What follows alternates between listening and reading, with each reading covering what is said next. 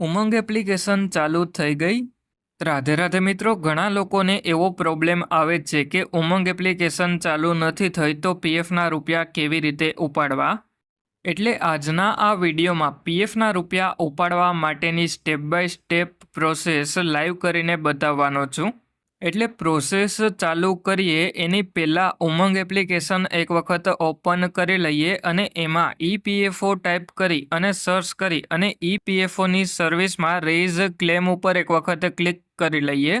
એટલે જેવું આપણે રેઇઝ ક્લેમ ઉપર ક્લિક કરીએ તો પ્રોબ્લેમ આવે છે. આ પ્રોબ્લેમનું સોલ્યુશન હવે આ વિડીયોમાં હું તમને જણાવવાનો છું. એના માટે સૌથી પહેલાં તો તમારે તમારા મોબાઈલમાં કોઈ પણ એક બ્રાઉઝર ઓપન કરી લેવાનું. એટલે હવે મેં ફાયરફોક્સનું બ્રાઉઝર ઓપન કરી લીધું. જો તમારા મોબાઈલમાં ક્રોમ બ્રાઉઝર હોય તો ક્રોમ બ્રાઉઝરમાં તમારે epfo.gov.in ટાઈપ કરી અને સર્ચ કરી લેવાનું.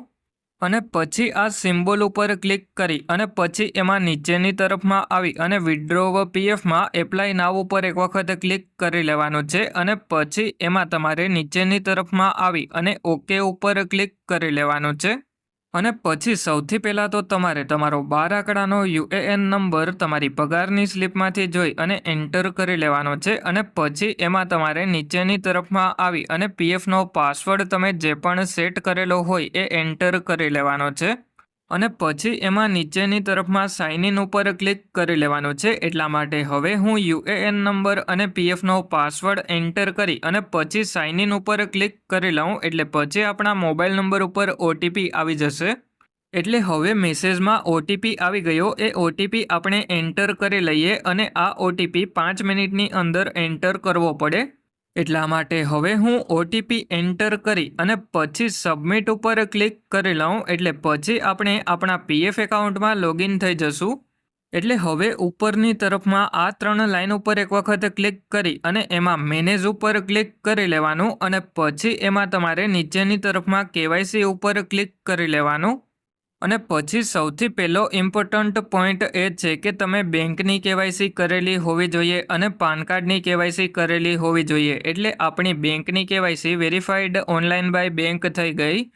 એટલે હવે તમારે ઉપરની તરફમાં આ 3 લાઈન ઉપર ક્લિક કરી ઓનલાઈન સર્વિસીસ ઉપર ક્લિક કરી અને પછી એમાં ક્લેમ ઉપર ક્લિક કરી અને પછી જે પણ બેંકની કેવાયસી પીએફ એકાઉન્ટમાં કરેલી હોય એ બેંક એકાઉન્ટ નંબર એન્ટર કરી અને પછી ચેક ઉપર ક્લિક કરી લેવાનું છે. એટલા માટે હવે હું બેંક એકાઉન્ટ નંબર એન્ટર કરી અને ચેક ઉપર ક્લિક કરી લઉં. એટલે પછી આપણે યસ ઉપર ક્લિક કરી લેવાનું.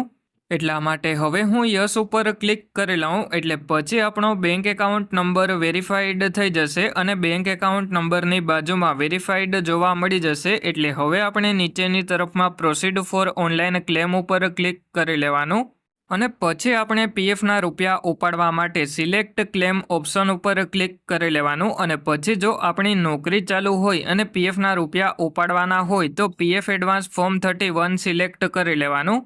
અને પછી નીચેની તરફમાં સિલેક્ટ સર્વિસ ઉપર ક્લિક કરી અને જે પણ કંપનીના પીએફના રૂપિયા ઉપાડવાના હોય એ કંપની સિલેક્ટ કરી અને પછી નીચેની તરફમાં સિલેક્ટ એડવાન્સ પેરા ઉપર ક્લિક કરી લેવાનું.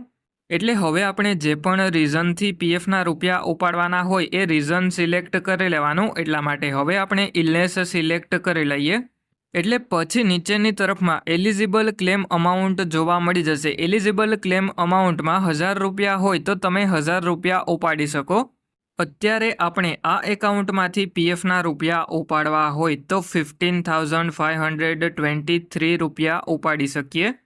અને આપણે આ એકાઉન્ટમાં કોઈ પણ રીઝન સિલેક્ટ કરીએ તો પણ 15,523 રૂપિયા કરતાં વધારે રૂપિયા ઉપાડી નહીં શકીએ. અને જો આપણે એલિજિબલ અમાઉન્ટ કરતાં વધારે અમાઉન્ટ એન્ટર કરી અને ક્લેમ કરીએ તો આપણો ક્લેમ રિજેક્ટ થઈ જશે. એટલે હવે નીચેની તરફમાં જો આપણે એડ્રેસમાં કોઈ પણ ચેન્જ કરવો હોય તો આ સિમ્બોલ ઉપર ક્લિક કરી અને એડ્રેસમાં ચેન્જ કરી લેવાનો.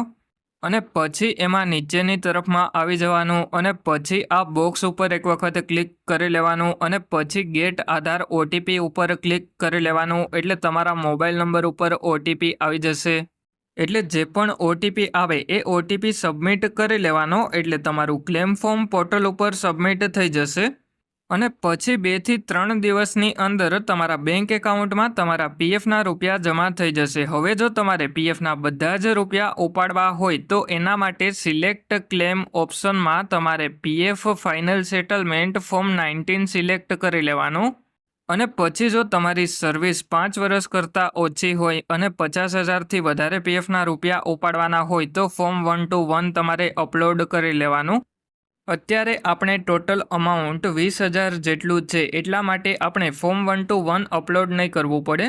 એટલે હવે આપણે નીચેની તરફમાં આવી અને આ બોક્સ ઉપર ક્લિક કરી લેવાનું અને પછી એમાં તમારે ગેટ આધાર ઓટીપી ઉપર ક્લિક કરી લેવાનું. એટલે પછી જે પણ ઓટીપી આવે એ ઓટીપી સબમિટ કરી લેવાનો, એટલે તમારું ક્લેમ ફોર્મ પોર્ટલ ઉપર સબમિટ થઈ જશે.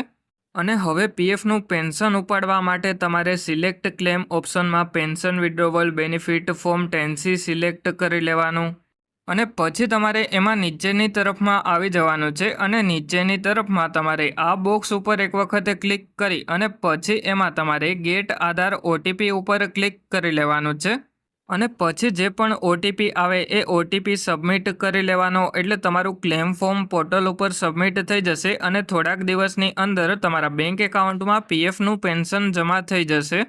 અને હવે જો તમારે તમારું પીએફનું કોઈ પણ કામ મારી પાસે કરાવવું હોય તો મારું જે વોટ્સએપ ગ્રુપ છે એની લિંક આ વિડીયોના ડિસ્ક્રિપ્શનમાં જોવા મળી જશે, ત્યાંથી તમે ગ્રુપ જોઈન કરી લેજો.